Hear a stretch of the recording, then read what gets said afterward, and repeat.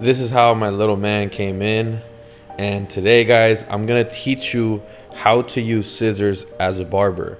I know there's a lot of barbers out there that just fear when somebody like this comes in their chair. They don't know what to do. So today I'm gonna break down a curtain low taper haircut step by step. Step number one is just don't panic. Just get your client's hair from the back. Use your scissors or your clipper to just get rid of all of the hair in the back. And then we're gonna go in with our 3-guard. I always like using the 3-guard just to create a nice clean foundation. And you guys can see he has so much hair. Once we're done debulking a little bit, we're gonna go ahead and wet the hair from the top. And then we wanna create a triangular section. So this is just to organize our work. The reason why I put my comb in that direction, I just wanted to see the tipping of the comb so I know exactly where to create that clean section. So I take my time. I don't rush through this process and make sure that everything, all the hair is wet. So then I can just comb everything forward, you know, that clean triangular section. Then I'm gonna chop off about maybe 2 inches. So once you guys chop off that hair, we wanna go ahead and put some pins in there and then just lock all the hair in place. I use 2 of my pins, followed by just grabbing my 3-guard closed again. And if you guys have trouble scooping the hair, I recommend grabbing another comb and doing the scooping method with your 3-guard. What we're doing is creating that weight line on both sides of the head, doing a 3-guard and then clip over comb, and just repeat it on both sides of the head.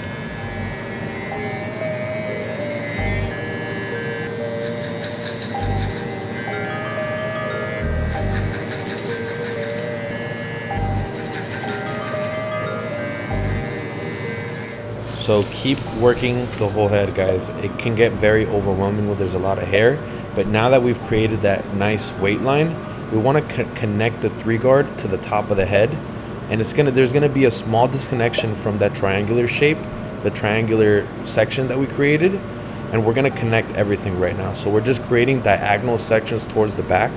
Make sure that you guys are scooping the hair from the bottom and the top, and you guys make those nice clean sections, and you repeat the same thing on the other side.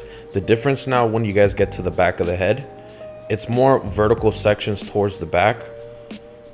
And you guys just want to keep in mind not to chop off too much, because we want to leave some weight in the back to comb like a brush back, because this is sort of like a brush back slash curtain haircut. So we did cut it towards the back, and now we're going to work on the disconnection from the top.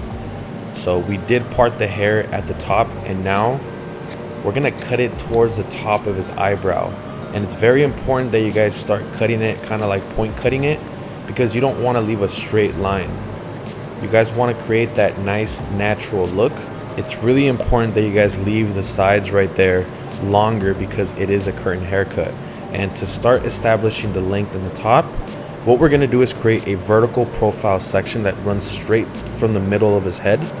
And we already cut the front, right? So you guys can see that shorter length right there. That's the foundation of our whole trim. So we take that cut line and we want to brush it down, and you guys will see right now how it looks. That's the line that we cut.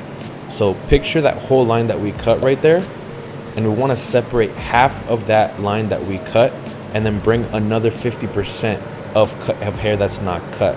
So that's how we can see the guidelines. So I like doing that on both sides of the head, on the left and on the right side. Then I part the hair straight down the middle like that. And this is probably the most important part of the trim right here, where just lock the hair in place with the pin. And we want to go about 3 fingers, 3 combs that we separate right there for the curtains. And you guys see that shorter length in the center? That's our guideline. So you guys just don't get confused. I went through a vertical section in the center, I cut that, and I did 1 section on the left side, 1 section on the right side. So then when I split the hair in half, I'm able to see that first initial cut line, and I just make that the whole foundation of the trim. And right here, that weight line that we established with 3-guard, I'm connecting it now with the longer parts of the top of the head.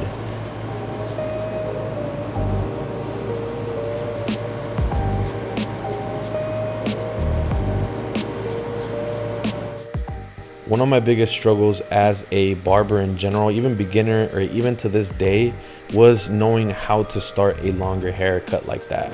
So if this makes sense to you guys, make sure you guys leave a comment down below. Let me know, give me some feedback. And for the side taper, we're giving him a very, very soft, low taper. We started with the lever closed, opened it little by little, and now we're working the half guard, going from the open to the closed position. Then once we're done using the 0.5 guard, we're gonna run straight to the 1.5 guard closed and start opening it little by little. Remember, the side length that we're working with is a 3 guard. In this side taper, I don't use the 1 or the 2 guard. The reason being was his hair was just really fine to blend and it was dark, and I just wanted to experiment, right? So once I did the C cups, I went in and I just used my shears over comb to blend the 1.5 into the 3 guard and some point cutting for any dark spots. Once I'm done using my shears, I then go into my thinning shears to just detail a little bit more of those hairs that are sticking out. I'm using my faded culture shears and thinning shears. David 10 for a discount if you're interested. And once I'm done detailing, guys, I'm gonna do the same thing on the other side.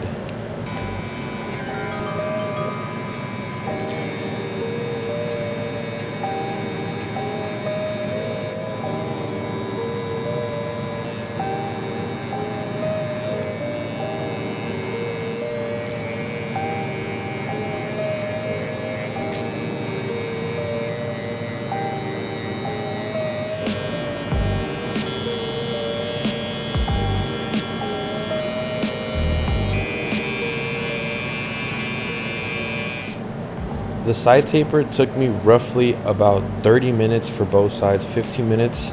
I didn't use the 1 or the 2 guard. The steps that I showed there are exactly what I used. I did the same thing on the back taper. You know, just repeat the same steps. 0.5 guard, 1.5 guard, thinning shears and shears to blend in between. And we went close to open with our clipper. If you guys struggle with cutting kids' hair, my biggest advice to you guys is just to make the kid feel comfortable. You know, no kid likes going to the shop to get a cut, especially if they're gonna be recorded for content. I made my man here comfortable. I made sure that he knew that he was gonna come out with a fresh cut. Look at him, he looks happy. He waited 4 years for this haircut, and I really enjoyed just cutting him up and just transforming this, making this come to life. This was the before, and he came out like this. If you guys enjoyed the content, let me know down below. Sub, like, show some love in the comment section.